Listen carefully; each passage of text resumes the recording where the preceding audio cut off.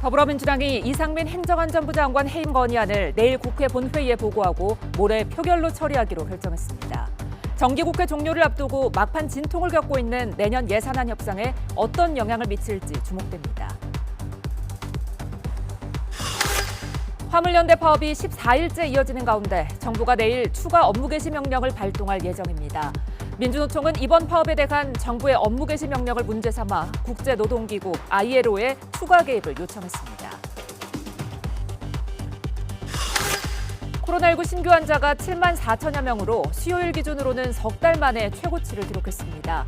실내 마스크 착용 의무는 이르면 내년 1월에 해제될 것으로 보이는데 정부는 이달 안에 구체적인 시기와 방안을 확정하기로 했습니다. 12년 만에 월드컵 16강 진출 목표를 달성한 축구대표팀이 오늘 오후 귀국했습니다. 벤투 감독과 선수들은 국민들의 응원 덕분에 좋은 성적을 거뒀다면서 감사 인사를 전했습니다. 시청자 여러분 안녕하십니까? 12월 7일 수요일 뉴스가 있는 저녁 시작하겠습니다. 더불어민주당이 당초 예정대로 이상민 장관 해임 건의안을 모레 국회 본회의에서 처리하기로 의견을 모으면서 당장 여야 간의 막바지 예산 협상에 불똥이 튀는 건 아닌지 지켜봐야 하는 상황이 됐습니다. 국민의힘에서는 벌써부터 차기 당권 주자 간의 신경전이 가시화되고 있고 민주당 이재명 대표는 검찰 수사를 다시 정면으로 비판하고 나섰습니다. 전국 현안은 잠시 뒤에 자세히 이야기 나눠보겠습니다. 한동훈 법무부 장관이 지금은 장관직에 최선을 다하겠다며 최근 불거진 국민의힘 당대표 차출설을 일축했습니다. 윤석열 대통령도 불쾌감을 보인 것으로 알려졌는데 국민의힘 내부에서는 수도권 MZ세대 대표론을 두고 지도부와 친윤계 의원 사이 파열음도 나오고 있습니다. 정유진 기자가 보도합니다.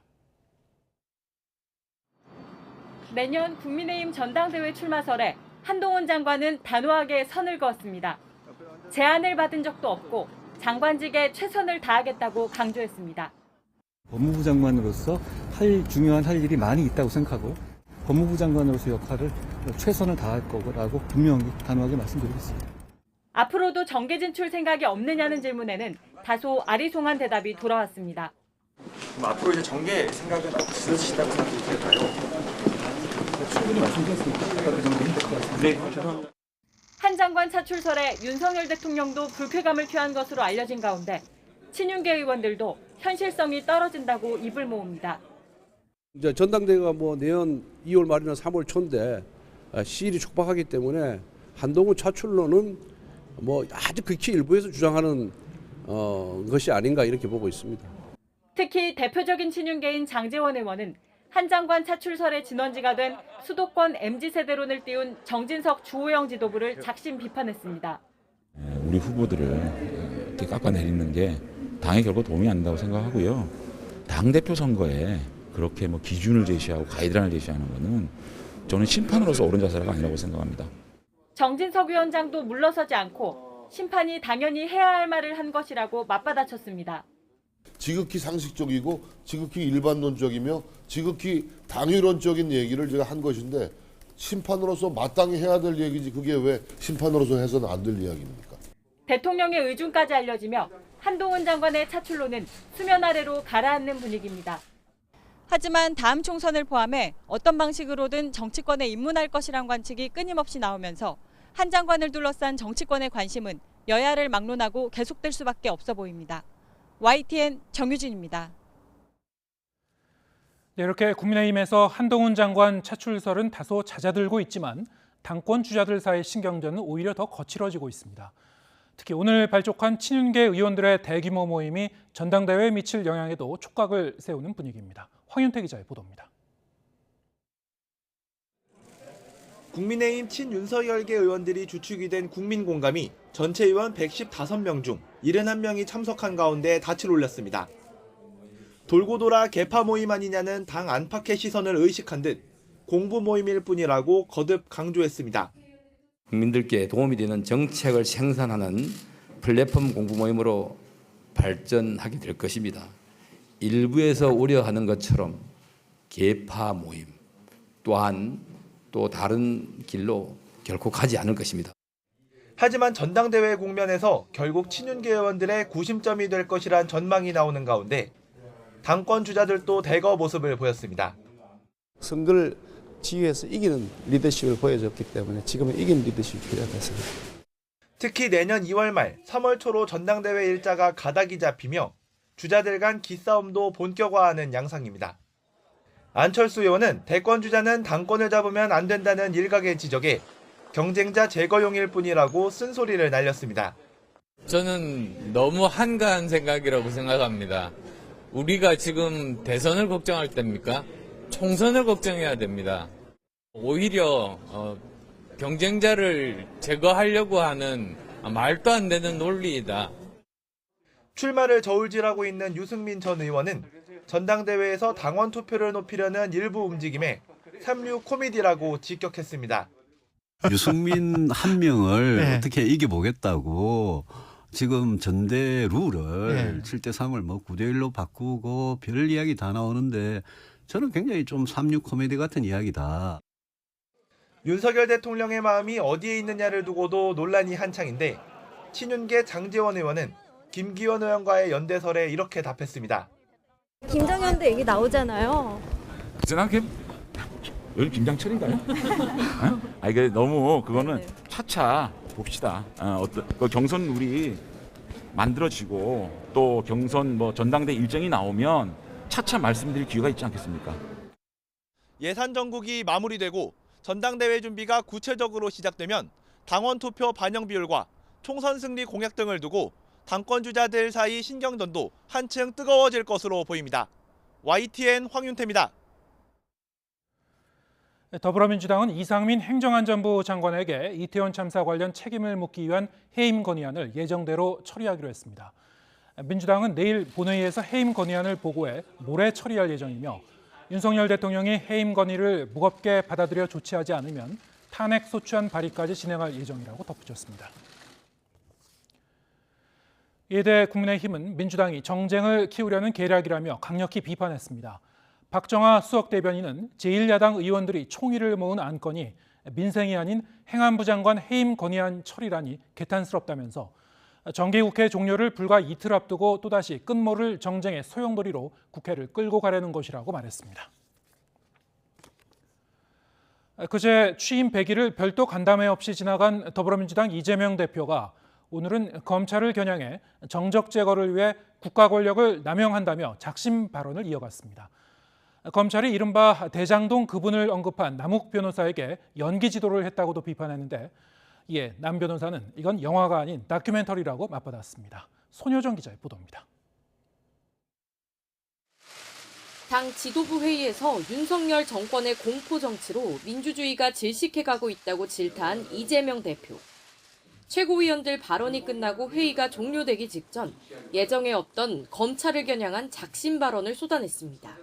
검찰이 목표를 정해놓고 조작을 해서 정치 보복 또 정적 제거 수단으로 국가 권력을 남용하는 것은 대장동 지분 일부가 이 대표 측 소유라고 들었다고 폭로한 남욱 변호사 진술 배경으로 검찰을 지목하며 검찰 연기 지도가 형편없다고도 일갈했습니다.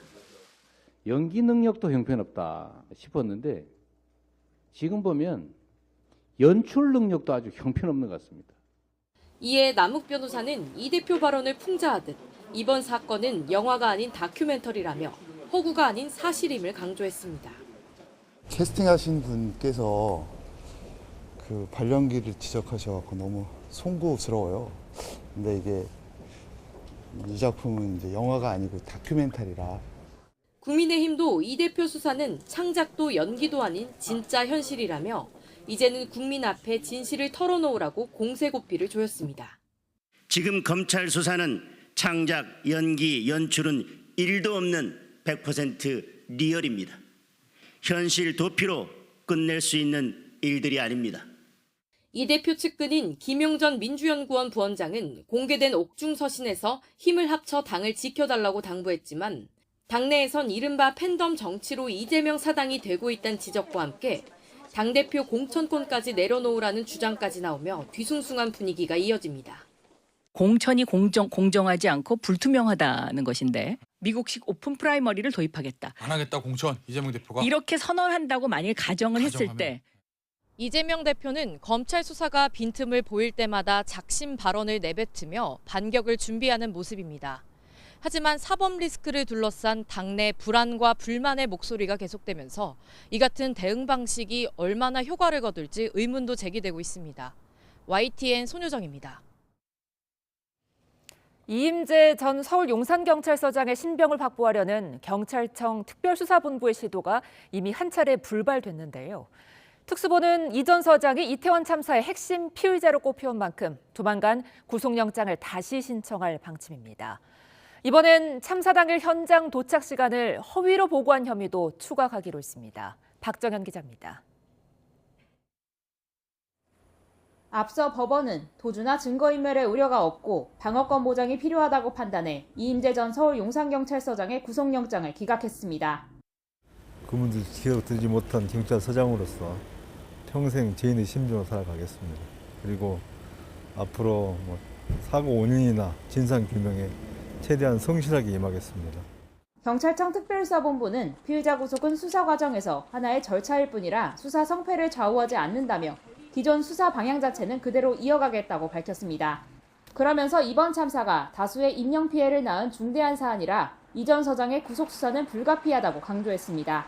이에 따라 보강수사를 거쳐 혐의 법리구성을 정교하게 가다듬은 뒤 조만간 이 전 서장과 전 용산서 112 상황실장에 대한 영장을 다시 신청할 방침입니다.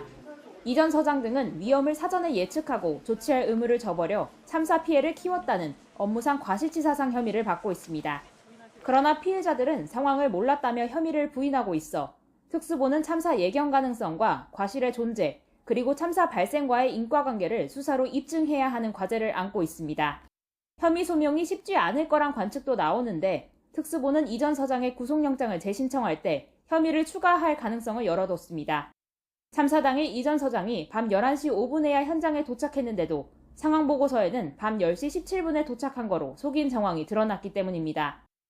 이런 가운데 특수본은 참사 당일 서울경찰청 상황관리관이었던 류미진 총경도 세 번째로 불러 조사했습니다. 한 차례 영장기각 사태를 겪으며 초기에 입건한 피해자들의 수사에서부터 제동이 걸린 만큼 혐의 다지기에 더욱 주력하는 거로 풀이됩니다. YTN 박장현입니다. 화물연대 파업이 2주째로 접어들면서 장기화하고 있는 가운데 화물연대는 본격적인 선전전에 돌입했습니다. 정부는 업무 개시 명령에 불응한 화물차주를 처음으로 고발한 데 이어 철강과 석유화학 분야로 명령 발동을 확대할 계획입니다. 보도에 최기성 기자입니다. 원희룡 장관이 포스코 포항 제철소를 찾았습니다. 원 장관은 업무 개시 명령 분야를 확대할 수 있다는 가능성을 언급하며 파업 철회를 촉구했습니다. 정상화를 앞당기기 위해서는 오히려 업무 개시 명령을 발동함으로써 일선의 화물 기사분들과 이 지도부도 올바른 판단을 할 수 있도록 할 필요가 있다고 생각합니다. 실제 정부는 내일 임시 국무회의를 열고 추가 업무 개시 명령을 발동할 계획입니다. 국토부 관계자는 석유화학과 철강 2개 분야를 대상으로 이뤄질 것이라고 밝혔습니다. 이와 별개로 국토부는 현장 조사 과정에서 정당한 사유 없이 업무 개시 명령을 거부한 미복귀자 1명을 경찰에 고발하고 해당 지자체에 행정처분 요청했다고 밝혔습니다. 업무 개시 명령 불응과 관련한 첫 제재입니다. 화물연대는 도심 곳곳에서 선전전을 시작했습니다. 서울 여의도 국회와 정유 3사 앞, 세종시 국토교통부 앞에서 파업 정당성을 주장하며 업무 개시 명령에 반대하는 선전전과 농성을 매일 이어가기로 했습니다. 갈등을 풀려면 당사자인 국토부와 화물연대가 마주 앉아야 하지만 지난달 30일 2차 협상 결렬 이후 만날 약속을 잡지 않고 있는 겁니다. 핵심 쟁점인 안전운임제 관련 논의는 아예 사라졌습니다. 국토부는 파업 철회가 먼저다라고 밝혔고 화물연대는 교섭 진행을 촉구한다면서 서로 입장만 내세우는 상황입니다. 화물연대가 가장 길게 파업했던 기간은 2003년 당시 16일. 이번 주 안에 협상에 진전이 없으면 최장기간 파업으로 기록될 것으로 보입니다. YTN 최기성입니다. 화물연대 파업과 관련해 민주노총이 ILO와 UN에 추가 개입을 요청했습니다. 하지만 정부는 업무 개시 명령은 법률에 따른 것이라며 선복귀 후 대화 방침을 분명히 했습니다. 김연아 기자입니다. 화물연대 파업과 관련해 ILO 아태지역 총회에서 민주노총과 정부의 장외 논쟁이 불붙었습니다. 노동자들의 투쟁을 전쟁으로 대하는 반노동 입장을 노골하고 있습니다.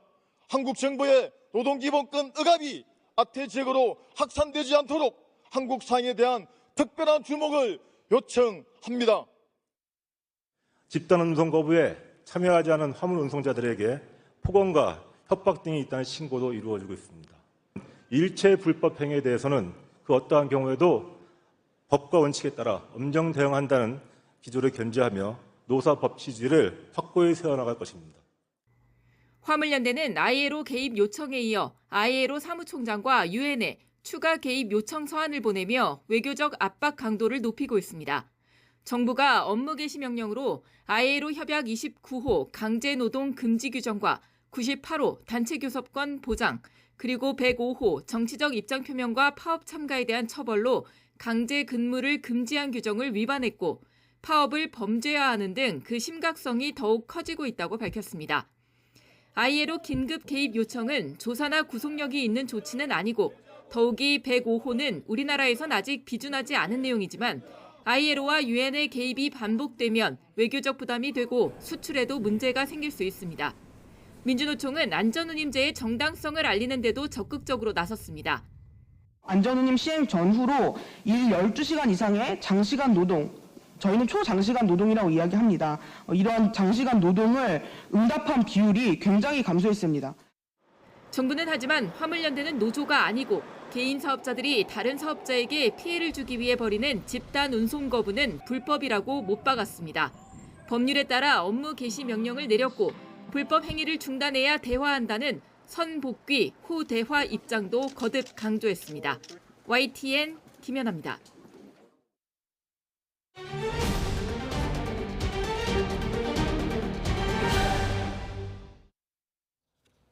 네, 오늘의 정치권 소식 정가 브리핑에서 김준일 뉴스톱 대표와 함께 짚어보겠습니다. 어서 오세요. 예, 안녕하세요. 네. 이상민 장관 해임 건의안 일단 이번 주 금요일 날 모레죠 처리하기로 했죠 민주당이. 공교롭게 일주일 전에 출연하셨을 때도 이 문제를 여쭤봤었던 것 같은데 예. 같은 문제를 짚게 됐습니다. 일단 탄핵 소추안으로 직행하진 않고 해임 건의안으로 이제 일단 간 다음에 순차적으로 가겠다는 거죠. 그렇죠. 일단 말씀하셨다시피 11월 30일 딱 일주일 전에 네. 그때 해임 건의안 이제 발의해가지고 이거를 했는데 일주일 동안 변화가 없고 똑같은 얘기를 지금 하게 됐어요. 그렇죠. 그러니까 이거는 어떻게 보면 민주당의 전략적 실패로 좀 봐야 될 것 같습니다. 그러니까 이거를 뭐 강행 처리를 하든 아니면 완전히 물르든 그런데 똑같은 얘기를 지금 계속 일주일째 지금 하고 있고 굉장히 많은 의제들을 지금 다양하게 선점할 수 있는 의제들이 많은데 이거를 좀 질질 끌고 있는 것 자체가 조금 어떻게 보면 어떤 정치력 이런 것들이 조금 제대로 발동하지 못했다. 뭐 강행을 하든 어찌됐든 그런 부분들을 좀 지적을 안 할 수가 없고 일단 이제 내일 이제 국회 보고를 하면은 아시다시피 24시간이 지난 후에 72시간 내에 처리를 해야 되니까 정기국회 9일 이제 뭐 금요일날 이제 처리를 한다라는 겁니다. 근데 중요한 거는 이제 해임 건의안을 대통령이 받을 가능성은 높지 않다라고 했을 때 오늘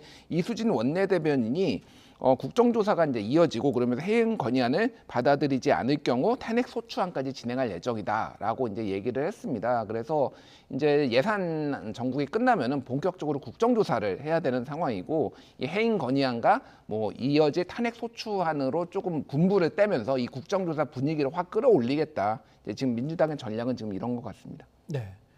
지금 그런데 8일, 9일 내일하고 모레는 이제 예산 협상도 상당히 지금 중요한 시점인데요. 날짜가 이제 맞물리게 됐어요. 물론 이제 탄핵 소추안으로 직접 가는 건 아니지만 해임 건의안 그 처리 문제도 국민의힘에서는 뭐 정면으로 반대하고 있는 상황이라서 예산안 처리에도 영향을 줄까요? 어떻게 보십니까? 그러니까 이게 지금 좀 미묘한 게 국정조사하고 이게 맞물려 있잖아요. 네. 예를 들면은 지금 그러니까 2014년 국회 선진화법 이후로 항상 이제 지켜왔습니다. 지금까지. 그러니까 이번에 9일 정기국회를 이제 넘어설 것이냐에 대해서는 뭐 여러 가지 물음표가 있기는 한데 민주당 입장에서는 이거를 넘기기가 또 어려운 부분이 그러면 국정조사는 또 한없이 뒤로 미뤄져요. 지금 지금 1월 7일까지니까 정확하게 지금 한 달 남았거든요. 예. 보름 지나고. 그러니까 3분의 1이 그냥 아무것도 안 하고 국정조사 기간이 지나버렸어요. 근데 여기에서 만약에 시한을 더 넘긴다? 그러면은 국정조사에 대해서도 조금 너무 이제 기한이 촉박해지는 문제가 있어서 어떤 식으로든 지금 예산안을 처리를 할 가능성이 높다.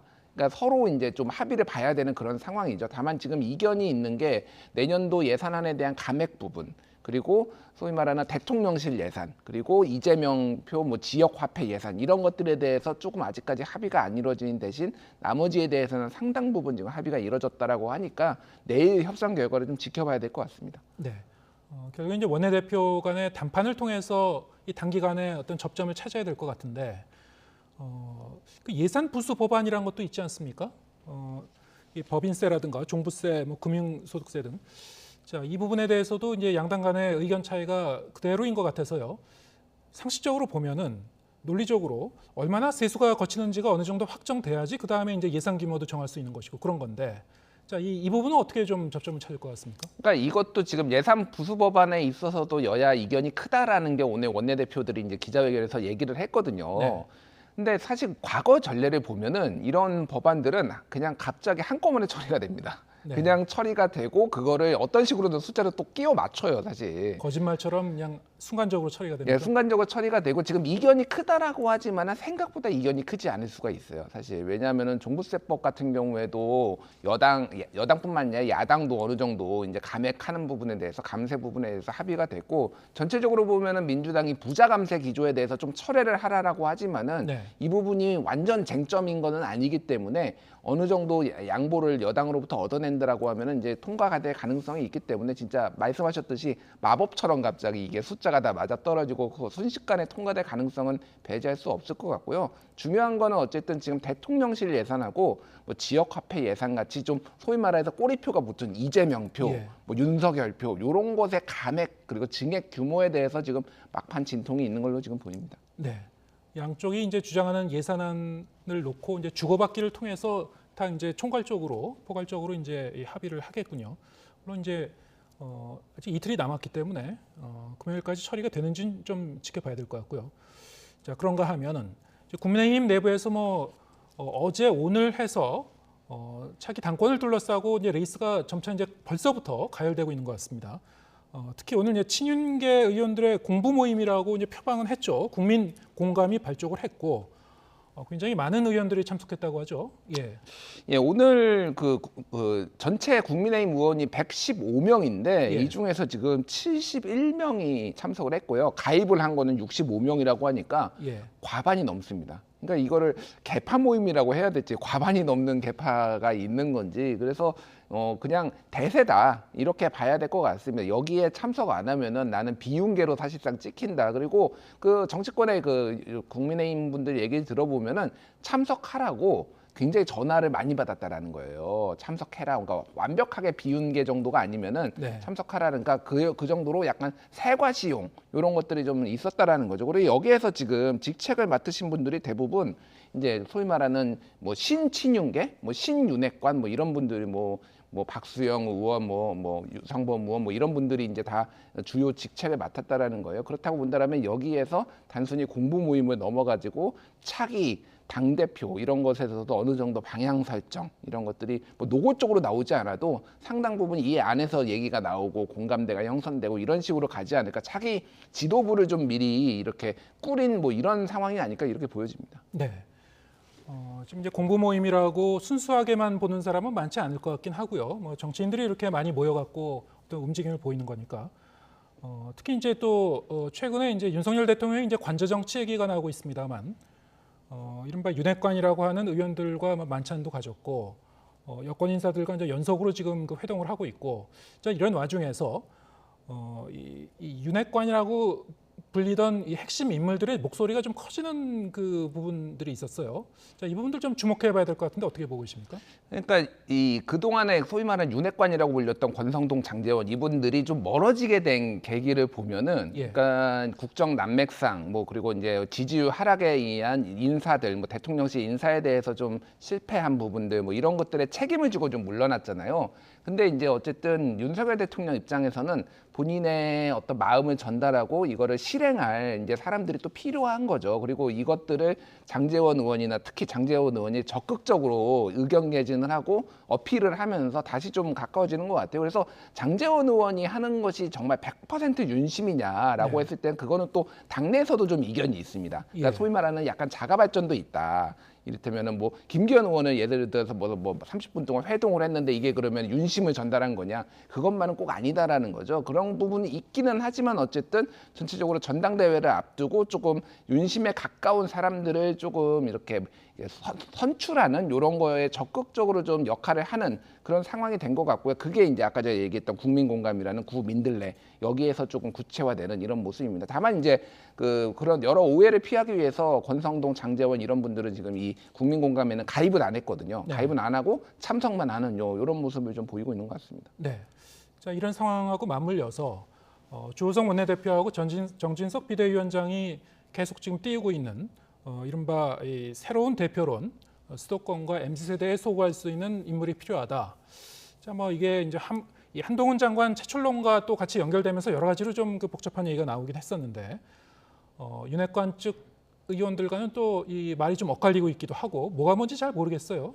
그러니까 이거 자체를 정말로 의견 대립으로 볼 것이냐 아니면은 뭐 좀 거친 말로 짜고 치는 고스톱으로 볼 것이냐 뭐 이렇게 좀 의견이 갈리는 것 같아요. 중요한 거는 전체적으로 보면은 한동훈 당대표설이 꽤 오래전 한 달 전부터 얘기가 나오다가 급격하게 이제 최근에 얘기가 나왔고 그런데 여러 가지 여론이나 정치 상황이나 이런 거를 감안을 했을 때 좀 밀어붙이기는 힘들다라는 게 전체적으로 교통정리가 된 거는 맞는 것 같습니다. 그래서 어제 여권 고위 관계자 발로 대통령의 의중은 이것이다라는 게 어제 저녁에 뭐 국민일보, 중앙일보, 채널A 막 이런 데서 막 쏟아졌거든요. 그러니까 한동훈 장관에 대해서는 당대표는 안 나가는 걸로 그거는 당대표로 나왔을 때 물리적으로 시간이 안 되는 거 하나. 당장 1월 달부터 그러면 당대표 후보 등록해야 되는 상황이거든요. 만약에 3월에 전당대회가 열린다고 했을 때는 그런 부분도 있고 여러 가지 지도력 문제 그리고 당내 반발 뭐 윤심으로 이렇게 낙점하는 거냐 뭐 이런 것들을 감안을 해서 한 것 같습니다. 그래서 특히 민주당에서도 한동훈 나오면 땡큐다, 한나땡이다 뭐 이런 얘기가 나올 정도로 그러니까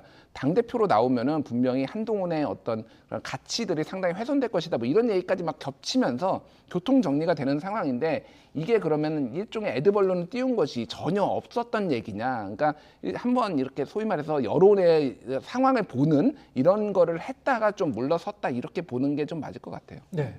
다시 한번 정리를 하면은 우리가 이제 정치인들이 하는 말을 뭐 그대로 액면 그대로 다 받아들이진 않습니다만 어쨌든 한동훈 장관 같은 경우에는 본인이 아니라고 오늘 어느 정도 분명하게 밝힌 측면이 있기 때문에 전당대회는 아마 나오지 않을 것이다라고 이제 그렇게 이제 합의가 이루어지는 것 같고요.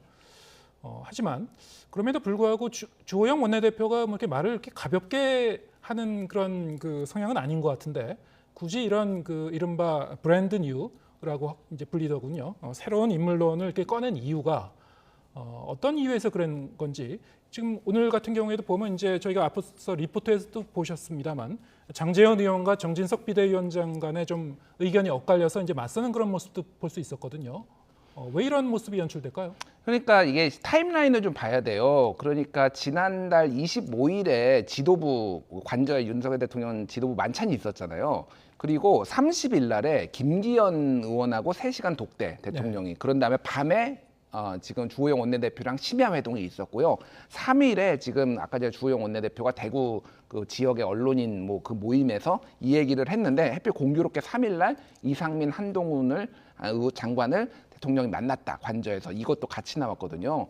그러니까 이게 본인 뭐 전체적으로 보면은 한번 이렇게 띄워보는 이런 상황. 그러니까 뭐 그 주호영 원내대표는 전혀 뭐 그런 대통령하고 그런 것 때문에 얘기를 나눠서 내가 얘기한 건 아니다. 그리고 좀 과한 해석이 있다라고 하지만은 전체적으로 보면은 한번 이거를 띄워보는 상황. 그리고 그거에 대해서 한동훈 장관도 어느 정도 입장이 그날 정리가 돼가지고 더 이상 당대표는 안 하는 상황으로 지금 정리가 되고 대통령이 발언을 하고 한동훈 장관이 아침에 오늘 딱 이렇게 지금 정리를 매조지를 짚는 그런 상황인 것 같아요. 그래서 지금 어쨌든 선거가 지금 불리한 상황이라고 본다라면은 그 부분에 있어서는 지금 새로운 대안이 필요하다. 라고 했을 때는 그 MZ 세대라든지 예를 들면 뭐 아니면 수도권이라든지 이런 부분에 소구할 수 있는 부분들을 좀 그러니까 지금 중요하게 여겨야 되는 당의 상황도 맞기 때문에 개인의 어떤 의견 그리고 어떤 대통령의 의중 이런 것들이 좀 같이 섞여가지고 지금 얘기가 서로 일이 나오면서 약간 혼선이 빚어지는 것 같습니다. 근데 어쨌든 한동훈 당대표설은 지금 완전히 가라앉았기 때문에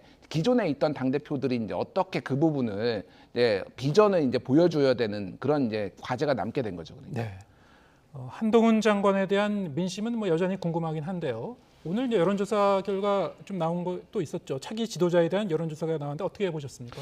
그러니까 이게 차기 지도자라는 게 한마디로 얘기하면 차기 대통령감을 물어본 거예요. 그래서 이재명 뭐 37.3, 한동훈 뭐 18.6 뭐 이렇게 나왔습니다. 근데 지난주에 이제 갤럽 같은 경우에도 뭐 이재명 23, 한동훈 10 뭐 이렇게 나와서 이제 나왔습니다. 그래서 큰 틀에서는 굉장히 비슷해요. 그러니까 한동훈 현상이 있는 거는 분명합니다. 근데 이게 그 저 세부 내용을 들여다보면은 중도 보수 뭐 이러고 지역별 세대별 다 보면은 대부분 보수층의 50대 60대의 주부들이 주로 지지를 한다라는 거예요.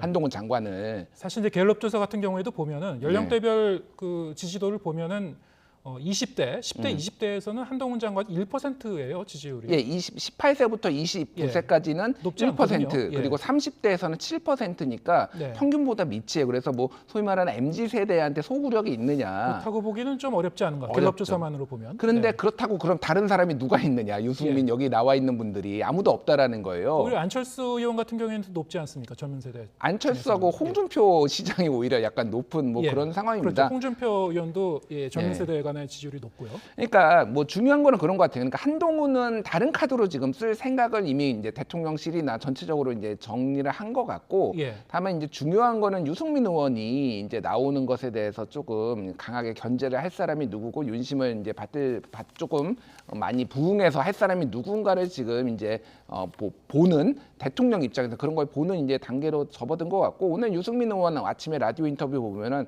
사실상 지금 당대표 출마를 뭐 선언했다, 좀 마음을 굳혔다 이 정도로 보이는 것 같거든요. 룰 정해지면은 가겠다. 근데 지금 룰도 지금 국민의힘 내부에서는 7대3으로 돼 있잖아요. 당신과 민심 이거를 9대1로 바꾸는 게 굉장히 유력하다라고 했을 때는 어쨌든 그 꼴대 옮기기 논란 뭐 이런 것까지 이어지면서 여러 가지 좀 흥미로운 구도가 좀 이어질 것 같습니다. 예. 아까 언급했었던 이제 홍준표 시장이라든가 아니면 이제 한동훈 장관 그리고 뭐 안철수 의원이라든가 어차피 이제 상대적인 거였어요. 지금 그 여권에 이제 거론되고 있는 여러 가지 차세대 지도자 중에서 차기 당권 주자랄까, 차기 이제 지도자 중에서 뭐 젊은 사람 수도권에서 아주 걸출하게 지금 1위를 차지하고 있는 사람이 없는 것 같아요. 사실상 보면은 다 이제 이재명 그 대표에 비하면은 상대적으로 지지율은 좀 낮은 편이고요. 그래서 이제 이 여권에서는 더 여당 내에서는 더 고민하고 있는 어떤 방증이 아닐까 이런 얘기가 자꾸 솔솔 나오는 거죠. 그러니까 어찌됐든 지난 대선과 그 전에 서울시장 보궐선거, 서울 부산시장 보궐선거에서는 2030이 이제 보수 정당을 지지를 하면서 그게 승리의 큰 원동력이 된 건 사실이거든요. 그런데 뭐 이준석의 어떤 뭐 역할과 효과에 대해서는 의문이 있을지언정 지금 이준석이 이탈을 하면서 그 부분에 있어서 상당히 이제 물음표가 켜진 거고, 국민의힘도 지금 뭐 지지율 보면은 2030 지지율이 국민의힘 지지율이 평균보다 한참 밑이에요. 20%대입니다. 거의 모든 여론조사에서. 그러니까 이 부분에 이제 비상이 켜졌다라고 볼 수 있는 건데, 이게 말로 해서 뭐 우리가 MZ 세대를 대표한 사람 뽑아야 됩니다고 해서 그게 되는 건 아니잖아요. 그러니까 어떤 대안들을 내놓은 당 대표가 이제 뽑히느냐는 좀 봐야 될 것 같은데, 중요한 거는 어쨌든 지금 상당히 그 윤심이 크게 작동할 가능성이 점점점 높아지고 뭐 전대 룰도 바꾸고 이러면서 그분들이 그러면은 MZ 세대를 뭐 대표하고 대변을 할 수 있을 것이냐에 대해서 좀 물음표가 켜진 좀 딜레마적인 상황이 아닌가 그렇게 보여집니다. 네. 시간이 없어서 민주당 얘기는 또 오늘은 다 얘기를 하지 못했습니다만 이재명 대표 같은 경우에도 지금 당내에서 이런저런 리더십에 대한 그 얘기가 나오고 있고 이 최측근이라고 하는 정진상 이 실장에 대한 기소 여부가 이제 조만간 결정될 예정이라고 하죠. 그 부분도 좀 주목해봐야 될 것 같습니다. 예, 뭐 조만간 소환이 이루어지지 않을까. 그래서 이제 리더십의 어떤 기로에 서지 않을까 그렇게 보여집니다. 예, 알겠습니다. 김준일 뉴스톱 대표와 함께했습니다. 고맙습니다.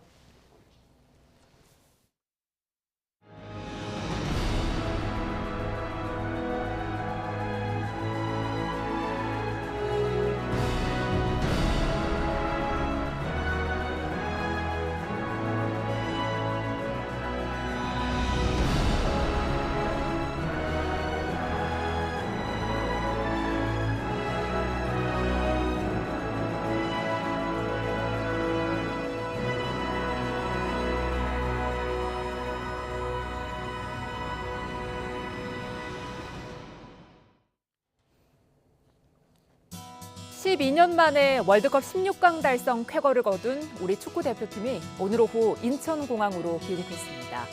드라마 같은 명승부로 축구 팬들에게 큰 기쁨을 선사한 만큼 공항에도 일찍부터 수많은 환영 인파가 몰렸는데요.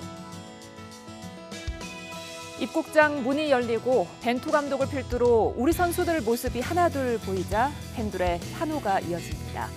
4년 4개월 동안 우리 대표팀을 이끌었던 파울루 벤투 감독, 기자회견에서 우리 국민께 감사 인사를 전했는데요. 마스크 투혼을 보여준 대표팀의 주장 손흥민 역시 응원해준 팬들에게 월드컵 16강 진출 공을 돌렸습니다. 국민들 덕분에 좋은 경기를 할 수 있었다면서 대한민국은 여기서 끝이 아니라 앞으로 더 나갈 것이란 포부를 밝혔습니다. 직접 들어보시죠. 앞으로 여기서 대한민국 축구가 끝이 아니라 더 앞으로 나아갈 수 있는 저희 선수들 또 저희 팀이 되려고 노력을 할 거고요. 지금처럼 이렇게 많이 응원해 주시면 저희가 뒤돌아보지 않고 앞만 보고 달려가는 그런 팀이 될 수 있도록 노력하겠습니다. 월드컵 동안 너무 행복하게 해주셔서 감사드리고 이번 월드컵에서 떠오르는 인기를 실감한 선수가 있죠. 바로 가나전에서 멀티골을 터뜨린 조규성 선수인데요. 다른 선수들이 끝까지 포기하지 않고 원팀으로 뛰어준 게 16강에 갈 수 있었던 원동력이었다고 소회를 밝히고 앞으로 4년 남은 다음 월드컵도 준비를 잘해서 성장하는 모습을 보여주겠다는 다짐을 밝혔는데요. 역시 직접 들어보시죠. 이런 세계적인 무대를 뛰어보니까 진짜 또 너무 나가보고 싶고 그 4년이라는 월드컵을 준비하는 데 있어서 진짜 더 잘 준비해야 될 것 같고요. 그냥 1년 1년 매 시즌마다 더 성장하는 모습을 보여드리고 또 증명해내면은 좋은 기회가 또 오지 않을까 또 그렇게 생각하고 있어요. 결과를 넘어 끝까지 최선을 다하는 꺾이지 않는 마음을 보여주며 국민들에게 열정과 희망을 선사한 우리 대표팀. 4년 뒤 앞으로의 도전이 더 기대됩니다.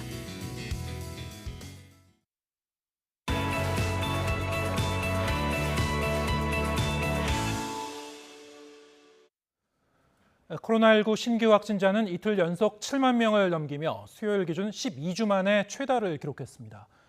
최근 신규 환자 규모는 소폭 감소했지만 불확실성은 여전해 당분간 느린 증가세가 이어질 전망입니다. 신윤정 기자가 보도합니다. 코로나19 신규 확진자는 7만 4천여 명으로 일주일 전보다 7천여 명 늘며 수요일 기준 12주 만에 최다를 나타냈습니다. 전주 대비 증가와 감소가 반복되고 있는데 주간 단위로 넓게 보면 최근 확진자 규모는 소폭 줄었습니다. 지난주 하루 평균 확진자는 5만 3천여 명으로 한 주 전보다 1.8% 감소하며 6주간 이어진 증가세가 멈췄습니다. 감염 재생산 지수는 1로 7주 연속 1 이상을 유지했지만 겨울철 재유행 이후 가장 낮은 수준을 보였습니다. 일각에서 겨울철 재유행 정점이 지났다는 분석이 나오지만 방역당국은 불확실성이 여전히 높아 반등 가능성을 배제할 수 없다고 밝혔습니다. 현재가 정점으로 보지 않고 조금 더 증가의 여지가 있다. 당분간은 느린 증가세가 진행될 것이다라고 판단하고 있고 실제로 인명피해 상황은 여전히 위험한 수준입니다. 입원 치료 중인 위중증 환자 수는 일주일 전보다 소폭 늘었고 하루 사망자도 50명 안팎으로 크게 줄지 않고 있습니다. 여기에 코로나19에 2번 이상 걸리는 재감염률은 6주 연속 올라 신규 확진자 7명 가운데 1명 수준까지 높아졌습니다.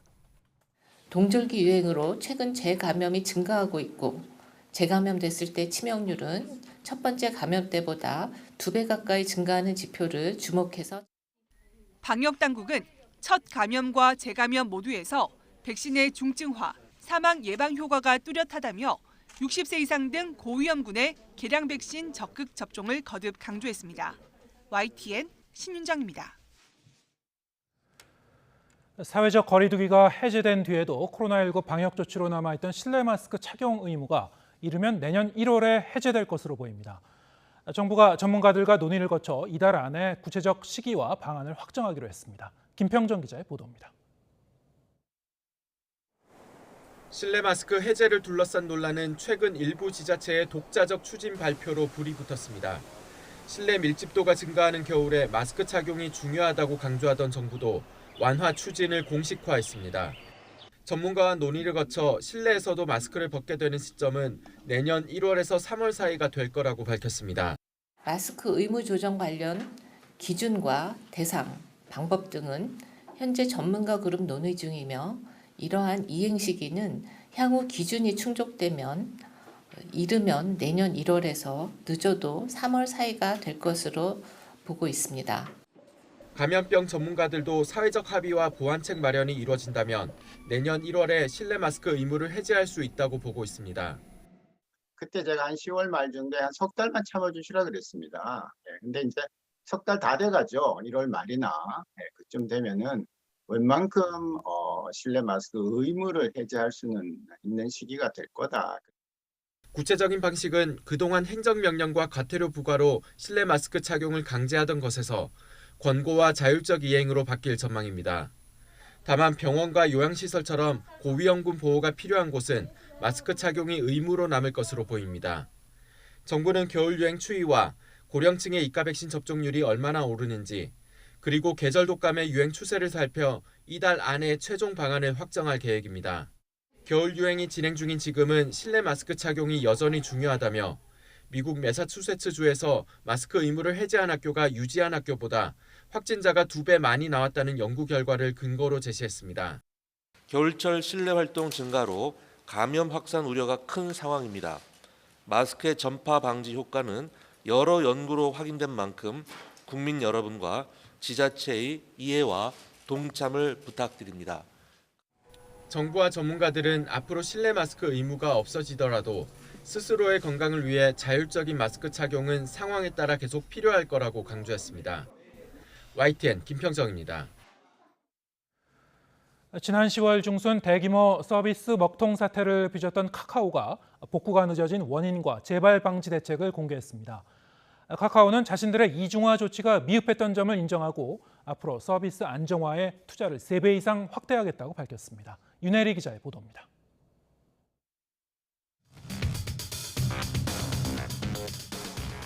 지난 10월 대규모 서비스 먹통 사태에 대해 카카오가 뼈아픈 자기 반성을 내놨습니다. 우리의 이중화도 바로 완성되지 않은 다리와 같았습니다. 우리의 부족한 이중화는 이중화의 역할을 다하지 못했고 결국 장애를 막지 못했습니다. 당시 SK CNC가 운영하는 카카오 데이터센터 배터리실에서 불이 났고 화재 진압 과정에서 전원 공급이 차단되면서 카카오톡과 같은 주요 서비스가 한순간에 멈춰섰습니다. 같은 데이터 센터를 사용한 네이버는 수시간 만에 복구가 완료됐지만 카카오는 며칠이나 걸렸습니다. 여러 서비스의 구동에 필요한 카카오 인증과 같은 핵심 기능도 판교 센터에 집중되어 여러 서비스에 광범위한 영향을 미친 원인이 되었습니다. 카카오는 이중화 조치 미흡은 물론 카카오톡을 대체할 내부 소통 수단이 없었고 재해 초기 컨트롤 타워가 없어 장애 복구가 늦어졌다고 자체 진단했습니다. 재발 방지를 위해선 오는 2024년 완공 예정인 안산 데이터 센터에 전력과 냉방, 통신 분야 이중화 조치를 하고 발화 지점이었던 배터리실과 무정전 전원 장치를 방화 격벽으로 분리하겠다고 밝혔습니다. 또 서비스 안정화 구축을 위한 투자도 대폭 확대하겠다고 강조했습니다.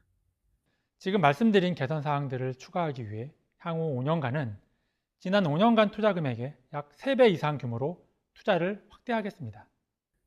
카카오와 같은 플랫폼 사업자도 재난안전관리 책임을 강화할 필요가 있다는 의견도 제시됐습니다. 지금은 이제 카카오에 대해서는 그게 부가통신 사업자고 해서 그러한 이제 정부의 점검이나 평가 대상에 좀 빠져 있거든요. 제3자가 좀 약간 이렇게 와치하고 모니터하는 게 훨씬 더 안정적으로 유리하거든요. 그런 면에서 좀 필요한 거 아니냐 이렇게 봅니다, 저는.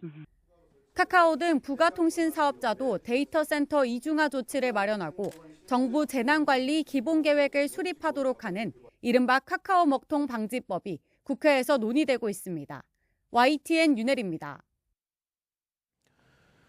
북미산 전기차에만 보조금을 주는 인플레이션 감축법 문제를 해결하기 위해 정부, 국회 합동대표단이 미국 의회 상하원 의원들을 연쇄적으로 만났습니다. 대표단은 내년에 새 임기를 시작하는 미 의회가 연내 법안을 개정하기는 어려워 보인다며 행정부가 마련 중인 시행령을 통해 해법을 찾겠다고 밝혔습니다. 워싱턴 권준기 특파원입니다. 정부 국회 합동대표단은 인플레이션 감축법과 관련된 미 의회 세입위원회 의원 등을 잇따라 만났습니다. 법안에 결함이 있어 조정이 필요하다는 바이든 대통령 발언을 거론하며 북미산 전기차에만 보조금을 주는 조항의 개선 필요성을 강조했습니다. 일부 하원 의원들은 동맹국에 불이익을 줄 우려가 있다는데 공감했지만 자국 이익을 내세우는 목소리도 만만치 않았던 것으로 알려졌습니다. 따라서 연내 법 개정 가능성도 높지 않을 것으로 내다봤습니다. 미국과 중국 간의 전략적 경쟁 과정에서 좀 더 자국 산업을 우선하는 보호구역주의적인 어떤 그런 방향으로의 변화가 있는 것이 아니냐는 것도 좀 느꼈습니다. 대표단에 참여한 김한정 민주당 의원은 한국의 불리하고 차별적인 조항 개정은 사실상 기대하기 어려워 보였다며 백악관 의지도 불분명하다고 평가했습니다. 안덕근 통상교섭본부장은 최근 미국을 상대로 강한 불만을 제기하는 유럽연합에 상대적으로 더 많은 이익이 갈 거란 관측은 사실과 다르다고 못 박았습니다.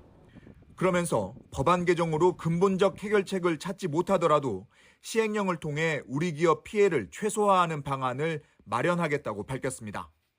우리 기업들의 이익을 최대화하고 현대차의 피해를 최소화할 수 있는 방안을 마련하기 위해서 마지막 협상에 주력을 다할 계획입니다. 통상교섭본부장은 이번 주 백악관과 미국 무역대표부, 재무부 고위당국자들을 만나 올해 말로 예정된 시행령 발표 전 마지막 협상에 나설 계획입니다. 워싱턴에서 YTN 권윤기입니다.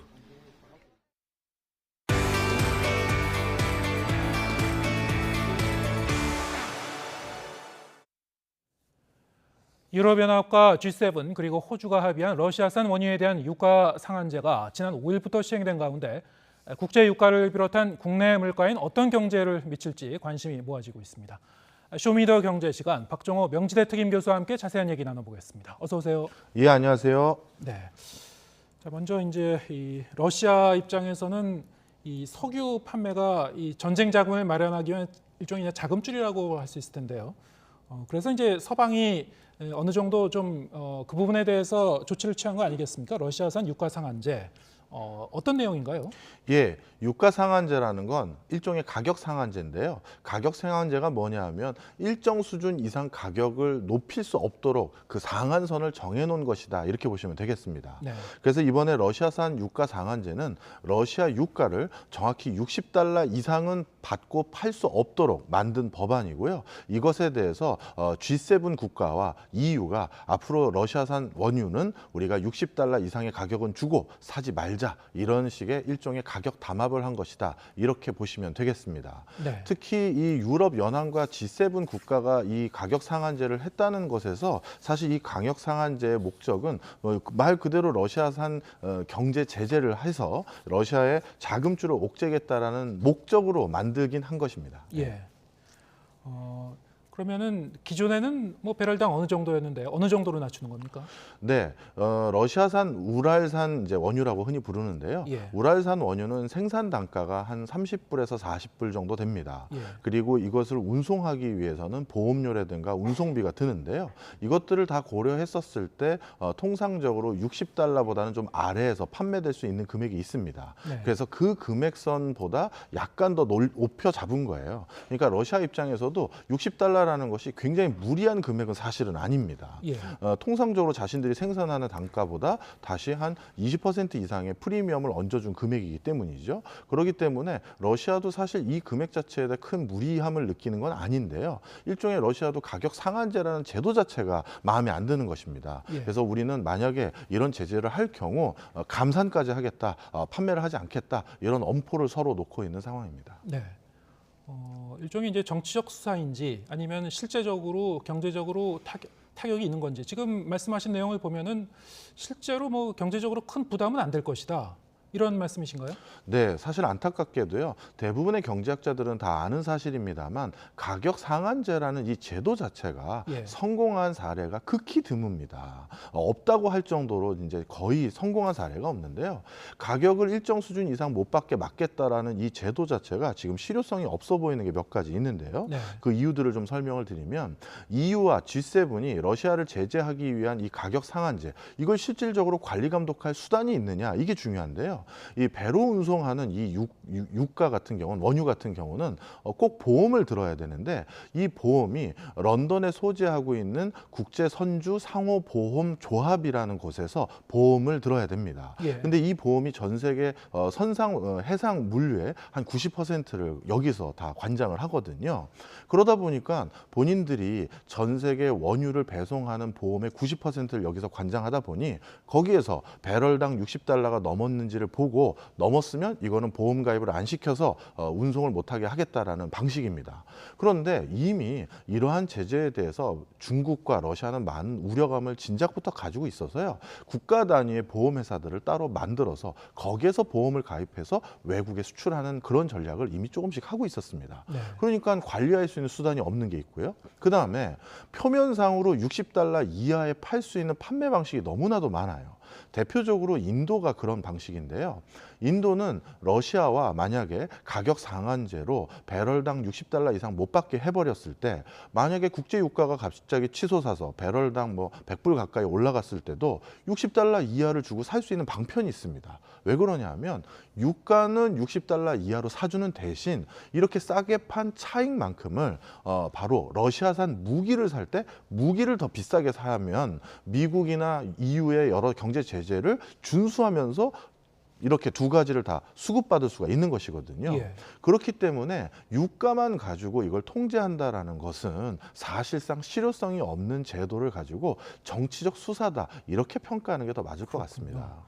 그러니까 이제 러시아산 원유를 많이 사가던 나라가 대표적으로 중국과 인도인데, 중국과 인도 모두 이 유가 상한제가 지금 이게 단행이 된다고 하더라도 이 러시아산 원유를 사가는 데는 뭐 별다른 지장이 없을 것이다. 맞습니다. 예. 그리고 실질적으로 EU와 그동안 G7 국가가 그럼 러시아산 원유를 많이 샀던 국가들이면 예. 이 유가 상한제가 상당히 실효성 있는 제도일 수도 있는데요.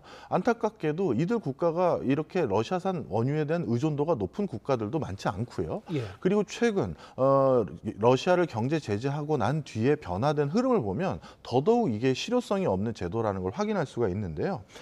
지난 2021년에 유럽연합에서 러시아산 원유를 사간 그 배럴이 총 330만 배럴인데요. 그런데 올해 경제 제재를 시작한 뒤에 이게 급격히 줄어서 250만 배럴로 줄었습니다. 한 80만 배럴 준 거죠. 자, 그런데 인도가 그 사이에 러시아산 원유를 얼마나 더 많이 샀느냐? 작년에는 10만 배럴만 샀던 것이 올해 러시아산 원유가 싸게 파니까 네. 110만 배럴을 샀어요. 그렇군요. 그러니까 유럽 전체가 덜 산 것보다 인도 한 국가가 더 산 배럴이 더 많은 거죠. 예. 그다음에 터키 역시도 20만 배럴 사다가 50만 배럴로 더 많은 구매를 하고 있고요. 중국 역시도 한 30만 배럴 이상씩 더 구매하기로 더 장기 계약까지 체결한 상태입니다. 그러다 보니 이렇게 특정 국가들이 일부 가격 상한제라는 걸 적용한다 하더라도 다른 국가들에게 수월하게 팔 수 있는 방법이 많은 상황입니다. 러시아 입장에서는 이 세 나라가 석유를 많이 사주면은 네. 전쟁 자금 조달하는데도 별 걱정이 없는 것이고, 만약에 그렇다면 그 서방, 특히 이제 미국 같은 나라에서 러시아의 이 자금줄을 좀 차단하기 위해 조치였다면 왜 더 적극적으로 이 조치를 취하지 않았을까? 왜 뭐 이를테면 뭐 이게 찔끔 내리는 거 아니냐, 뭐 이렇게 볼 수도 있는 건데 왜 그랬을까요? 글쎄, 저야 뭐 정치는 모르겠습니다만 경제를 하는 사람, 공부한 사람으로서 이 경제적인 효과가 없으면 분명히 알았을 것 같습니다. 예. 그래서 어떻게 보면 전쟁이 장기화되는 과정에서 여러 가지 물가도 오르고 하는 이런 과정에 왜 추가적인 경제 제재라든가 러시아를 옥죄는 그런 추가적인 조치를 하지 않느냐라는 여러 가지 민심을 달래기 위한 하나의 정치적인 제스처가 아닐까, 이런 생각도 듭니다. 네. 일단 이제 러시아산 유가 상한제가 이제 단행이 되면은 우리나라도 참여할 것이다. 이렇게 원론적인 그 입장을 밝힌 바 있습니다만, 우리나라 정부도 참여한다고 하더라도 지금 말씀 들어보면은 전반적인 뭐 영향은 뭐 크지 않을 것 같기도 하고요. 우리나라에 일단 러시아산 석유가 들어오는 게 이 비중이 굉장히 적다고요? 예, 맞습니다. 직접적으로 러시아산 원유를 산 적은 없습니다. 예. 간접적으로 우회해서 들어온 경로가 있을진 모르겠습니다만 굉장히 미비한 수준이고요. 예. 이 때문에 직접적으로 러시아산 원유를 수입한 적이 없는 우리나라에선 유가에 대해서 직접적인 영향은 오히려 없을 것 같고요.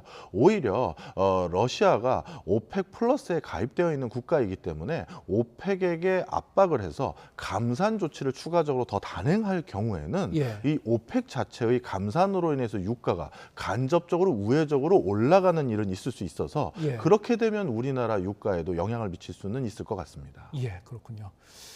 최근에 이제 국제 유가 흐름을 보면은 1년 만에 이제 최저치를 기록했다고 하고요.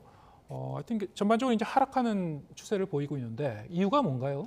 네, 역시 가장 큰 이유는 경기 침체로 인한 것이 제일 크다고 볼 수가 있습니다. 예. 전 세계적으로 생각보다 더욱더 빠르게 되는 경기 침체 현상 때문에 물류라든가 소비가 급격히 줄었고요. 예. 이것 때문에 유가에 대한 여러 가지 소비가 함께 줄어든 상태입니다. 네. 이 때문에 최근 사우디 같은 경우는 이렇게 크게 유가가 줄어들었던 상황 때문에 우리가 감산을 하지 않을 수 없다라는 입장을 밝힐 만큼 오히려 경기 상황이 둔화돼서 유가가 이렇게 안정적인 추세로 돌변한 상황이다. 이렇게 말씀드릴 수 있겠네요. 예.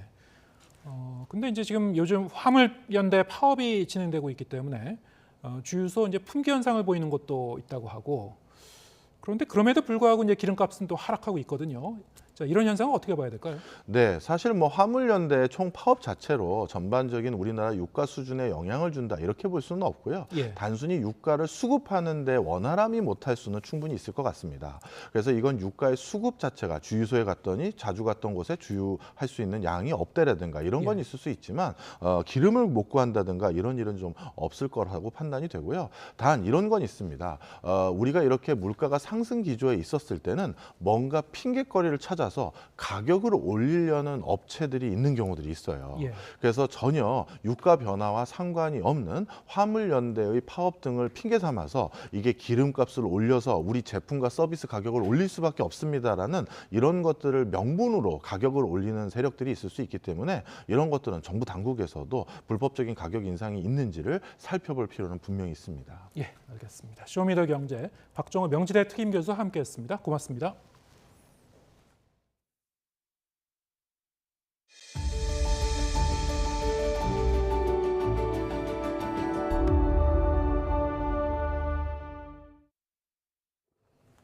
미국 중간선거의 마지막 승부인 조지아주 연방 상원의원 결선 투표에서 민주당의 라파엘 워녹 의원이 공화당 허셀 워커 후보를 꺾고 승리했다고 AP통신 등이 현지 시간 6일 보도했습니다.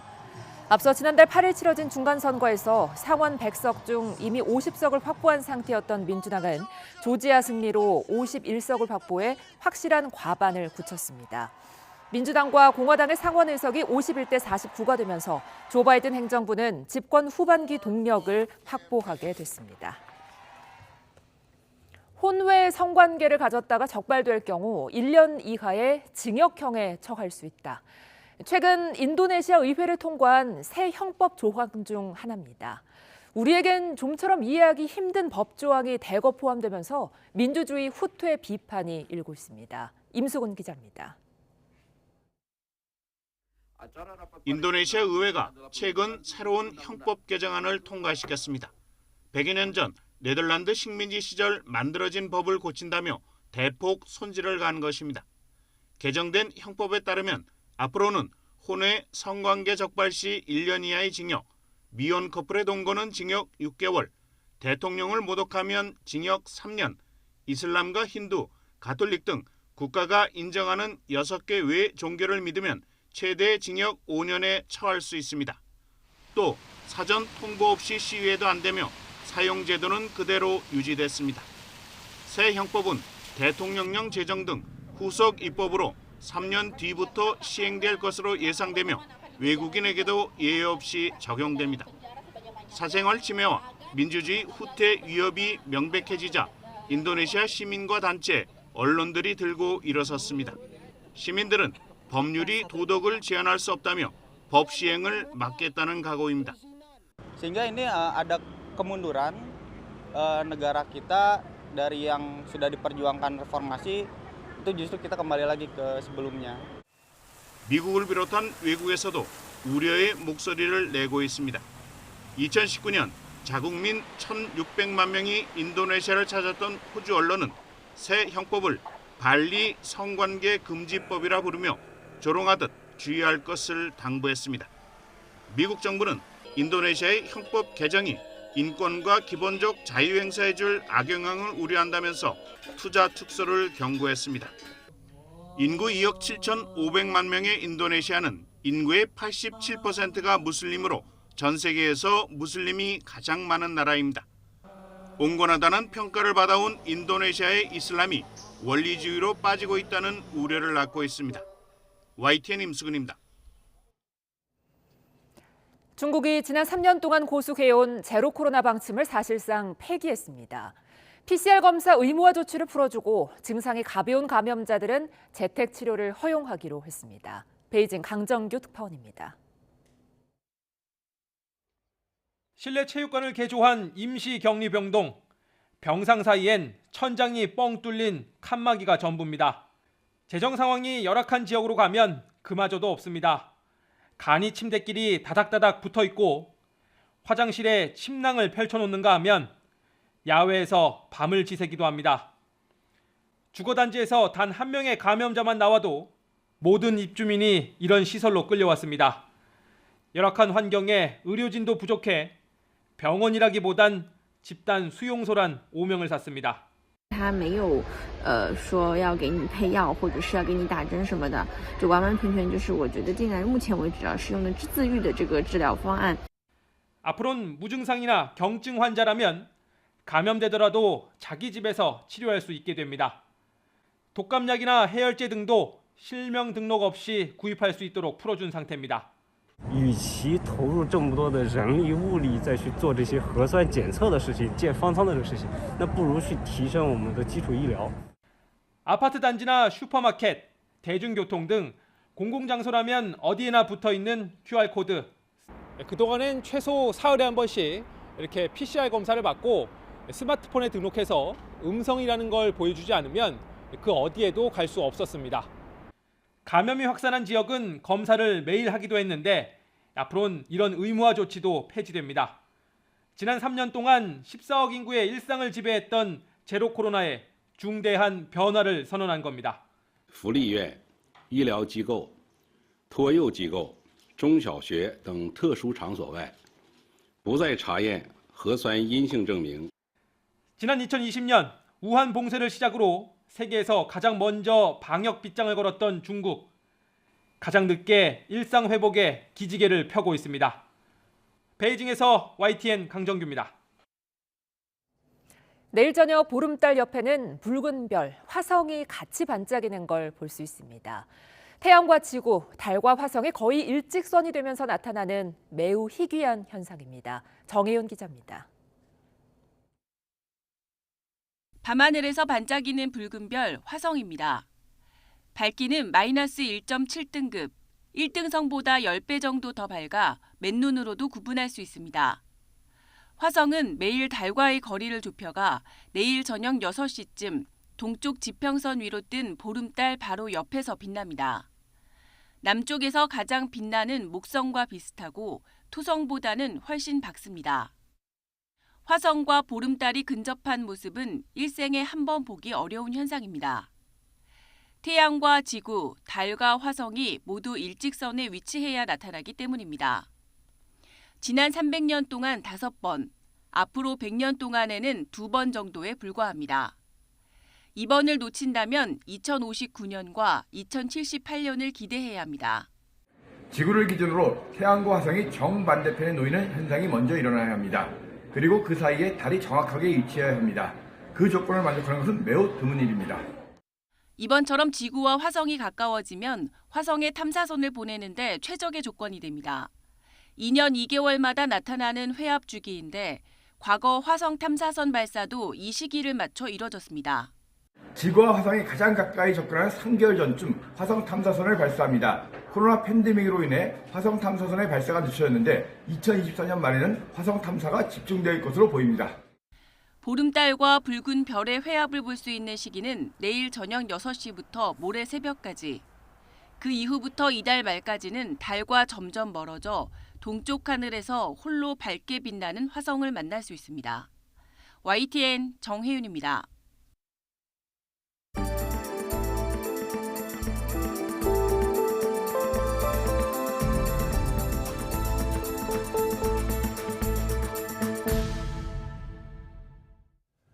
네, 월간 유의저 시간입니다. 이번 달은 올해 있던 큰 사건 사고를 되돌아보고 현재 상황과 대책을 점검해 보려고 합니다.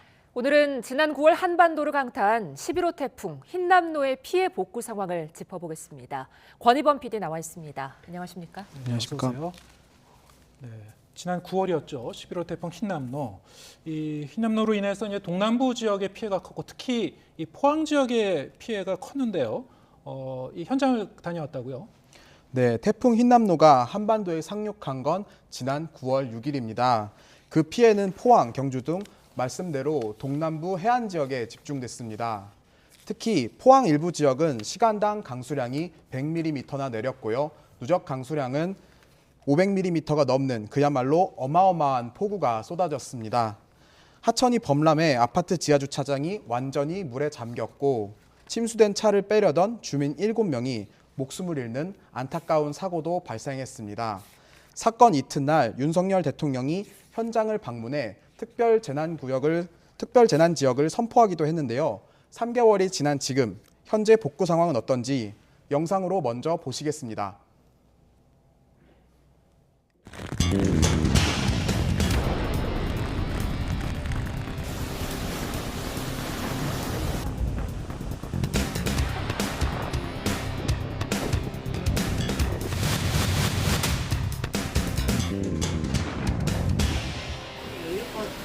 태풍 흰남노의 직격탄을 맞은 포항 북구의 한 전통시장.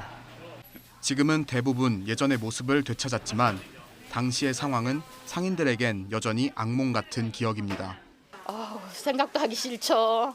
다 엉망이었어요. 아버지는 참 기가 차대. 상상해보세요. 어디에 있겠노. 안에 있는 거 다 버리고.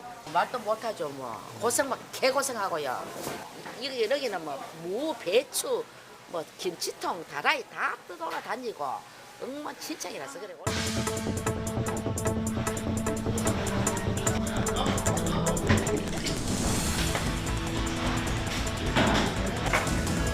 다시 일상으로 돌아가기 위해 분주하게 움직이는 상인들. 평소와 다름없는 시장의 풍경이지만 아직도 곳곳에 수해의 상처가 남아 있습니다. 비만 오면 이제 뭐 그거밖에 안 떠오르지 뭐. 뭐 없는 사람 뭐 살도 해주는 거 제일 중요한 거지 뭐. 더 이상 물도 안 채게 해주고. 우리는 보상 같은 거 하나도 한 개도 1원도 받지도 못하고 속상하고 말고지 그때는. 그러니까 인간은 망각의 동물이라 하잖아. 잊어버리잖아 지나가는 거는. 수해로 큰 인명피해가 난 아파트에 찾아가 봤습니다.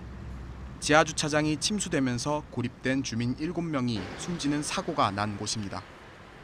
석 달이 지났지만 주민들은 여전히 당시의 충격에서 벗어나지 못하고 있습니다. 아파트 자체 분위기가 좀 이렇게 좀 깔렸다 해야 되나? 좀 그런 게 아직 있어요. 그렇죠. 지금 지하가 지금 공사 다 돼갖고 차대도 된다 해도 사람들이 안 내려가요. 그게 있으니까 아직도. 참사가 발생했던 지하주차장으로 가봤습니다. 이 차가 떠 있었는 거예요, 이렇게. 그러니까 저 한쪽은 다 찼다는 거죠. 파킹하는 저 램프 있죠. 예. 저까지 다 찼으니까. 계속 비가 오는 상태에서 어느 한순간에 이렇게 물이 막 저기 쳐버리니까 그 막을 도리가 없는 거지. 물은 다 빠지고 바닥과 벽면도 새로 칠했지만 침수의 흔적을 완전히 지우지는 못했습니다. 이게 뻘자국 있죠, 그죠? CCTV는 여전히 고장난 상태고 배수로의 진흙을 다 걷어내지도 못했습니다. 배전실과 보일러실도 둘러봤습니다. 물탱크예요. 망가진 설비들이 진흙이 묻은 채로 남아있고 아직 물이 다 빠지지 않은 곳도 있습니다. 배전실은 복구 공사가 최근에야 시작돼 주민들은 임시시설로 전기를 이용하고 있는 상황입니다. 전기도 정상적으로 안 들어오고 비공식으로 이렇게 전기를 당겨오고 아직 지하에 아직 물이 채가네 물을 빼내요. 아파트 곳곳에 남아있는 태풍 흰남노의 흔적들은 당시의 피해가 얼마나 컸는지 짐작하게 합니다. 놀이터가 복구가 안 돼가지고 빨리 그 애들이 놀이터가 복귀를 해줘야 되고, 예, 복귀를 빨리 그거. 우리가 제대로 된 생활을 할 수 있게끔 하려고 그러면 국가에서 재난지역을 선포했는데 거기에 걸맞은 복구할 수 있는 지원이 지금. 무엇보다 이번 사고로 가족을 잃은 주민들이 받은 상처는 치유할 길이 없습니다. 부모님을 모두 떠나보낸 남경남 씨는 주차장만 봐도 괴로운 마음을 가누지 못합니다. 불안해요, 늘. 불안하고 지하 주차장에 들어가는 것도 고인이 되신 부모님 생각이 나니까 너무 힘들고 그냥 마지막 부모님 모습만 아른거리고 아직도 너무 그리워요. 유족들은 이번 사고의 원인 규명과 철저한 대책 마련으로 삶의 터전에서 이렇게 목숨을 잃는 일이 다시는 일어나지 않아야 한다고 입을 모읍니다. 어처구니 없는 사건이잖아요. 사람이 어떻게 물에 지하 주차장에 들어가는데 물이 차서 그대로 사람이 죽을 수가 있어요. 그리고 왜 이렇게 우리 가족이 떠나가야 했나? 원인을 알아야지 재발도 방지할 수 있지 않겠어요? 앞으로 우리가 계속 살아가야 할 터전이기 때문에 다시는 이런 일이 생기면 안 돼요. YTN 권희범입니다. 네, 지금 석 달이나 흘렀는데 전기 같은 가장 기본적인 시설이 아직 복구가 안 됐다는 게 참 놀라운데요. 이유가 있습니까? 네, 석 달이 지났지만 아파트 복구 상황은 여전히 더딘 편입니다. 앞서 영상에서 보신 것처럼 배전실이 복구가 안 돼서 주민들은 현재 가설 전기를 사용하고 있는데요. 조금 전 주민들은 겨울철 전력 사용량이 늘면은 전기 수급이 제대로 되지 않을까 걱정하는 분들이 많았습니다. 조금 전 말씀드린 대로 포항 지역은 대통령이 방문해 특별 재난 지역으로 선포한 곳인데요. 그런데도 이렇게 복구가 늦어진 이유에 대해 주민들은 포항시의 지원이 늦다고 설명합니다. 제가 포항시에 확인해 보니 시는 지원에 필요한 행정 절차 때문이라고 해명했습니다. 조례를 개정해서 지원 규모를 대폭 늘리는 등 지원을 서두르곤 있지만 지원을 위한 선별 절차에 시간이 걸린다는 건데요. 직접 들어보시겠습니다. 신청이 너무 가중하게 많이 들어다 보니까 일일이 현장 돌면서 이제 실제로 태풍으로 인한 피해인지 아니면 그냥 단순히 노후로 인한 파손 내지는 보수해야 될 부분인지를 선별을 해야 되거든요. 예, 그런 선별 과정을 지금 다 거쳤고 오늘 심의를 합니다. 네. 시청 측에서는 이제 어떤 해명을 하더라도 주민들 입장에서는 도저히 이해가 안 갈 일일 것 같은데요. 이렇게 주민들이 큰 불편을 겪고 있는 만큼 복구를 위한 지원이 좀 빨리 이루어졌으면 좋겠습니다. 자, 피해 지원도 그렇고 태풍 피해 이제 재발 방지 대책도 중요하지 않습니까? 근데 이번에 이제 범람에 썼던 그 지역 하천이 냉천인데 냉천의 이 정비 사업이 그동안 좀 잘못됐던 거 아니냐, 설계가 잘못됐던 거 아니냐 이런 지적 계속 나오고 있죠. 네, 주민과 유족, 전문가들은 한 목소리로 아파트 옆을 흐르는 냉천에 대한 시의 관리가 부실했다는 점을 지적합니다. 포항 남구의 냉천은 지난 2012년부터 시작한 강 정비 사업 일환으로 공원과 주민 체육시설이 만들어져 있는데요. 네. 사업 설명회부터 일부 주민들이 시에 하천 범람 가능성을 제기하면서 대책 마련을 촉구했다고 합니다. 시는 포항에 내린 역대 강수량을 토대로 하천 수위나 폭을 설계해 문제가 없다는 입장입니다. 지방하천 설계의 법적 기준이 80년에 한 번 나올 확률의 강수량인데요. 이는 포항의 경우 시간당 강수량이 78.5mm가 넘어야 하천이 범람할 수 있다는 겁니다. 하지만 지난 9월 흰남노가 뿌린 강수량은 시간당 100mm가 넘었고요. 앞서 지난 2016년 태풍 차바와 2018년 태풍 콩레이가 상륙했을 때도 이 기준치를 넘었거든요. 이 때문에 냉천에 대한 재정비가 필요하다는 지적이 계속 나오고 있습니다. 이제 지구 온난화의 그 강력한 여파 중에 하나는 뭐냐? 100년, 500년 또는 전염빈도로 강력한 그 게릴라성 폭우로 바뀌었다는 사실을 우리는 인지 안 하고 있다는 거죠. 즉 하천 폭이 여기 거의 한 7, 80m 이상 됩니다. 이거보다 더 큰 그 폭우를 대동한 태풍들은 얼마든지 올 수 있습니다. 유지 관리 측면에서 하천 공간을 더 크게 확보를 해야 된다. 네, 장기적인 하천 정비뿐 아니라 하천 범람을 알리는 경보 시스템과 물이 지하로 유입되는 것을 막는 차수판 등도 필요하다는 지적이 나옵니다. 이에 대한 전문가 의견도 들어보시죠. 차수판이라든가 그다음에 조기 경보 시스템이라든가 이런 것들을 미리 설치를 해서 이런 피해가 두 번 다시 일어나지 않도록 대비를 하는 게 필요할 것 같습니다. 설계 기준으로 했으니까 나는 문제가 없다라고 하면은 이제는 시민들은 누구를 믿고 해야 되냐라는 거죠. 네, 앞으로 기후 변화 등으로 변수가 많은 만큼 좀 더 충분한 대비가 필요해 보입니다. 월간 뉴이처 다음 시간에는 어떤 이야기 다룹니까? 네, 월간 뉴이처 다음 시간에는 지난 10월 평택에 있는 SPL 공장에서 발생한 청년 노동자 사망 사고를 집중 조명하려고 합니다. 올해부터 이른바 중대재해법이 시행되고 있지만 산업 현장에서 노동자들이 숨지는 사고가 끊임없이 발생하고 있는데요. 지난 10월 사고가 발생한 현장에서 일하는 동료를 만나서 얘기를 들어보고 산업재해를 방지하기 위해 어떤 노력을 기울여야 하는지 점검해봤습니다. 네, 지금까지 권희범 PD와 함께했습니다. 고맙습니다. 오늘 뉴스가 있는 저녁은 여기서 인사드리겠습니다. 잠시 뒤에는 뉴스 퍼레이드가 이어집니다. 저희는 내일 저녁 7시에 다시 찾아뵙겠습니다. 함께해 주신 여러분 고맙습니다.